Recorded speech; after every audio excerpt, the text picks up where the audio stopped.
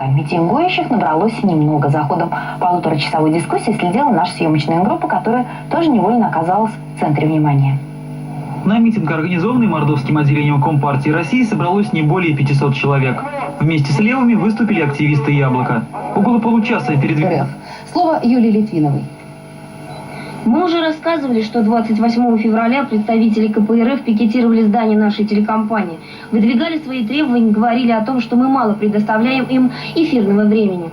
Существует негласная цензура. То есть вам дали команду, и вы сами, значит, вы не можете преодолеть сложившуюся ситуацию и не можете обеспечить соответствующую гласность, как положено. Ну так же нельзя же. После пикета в информационном...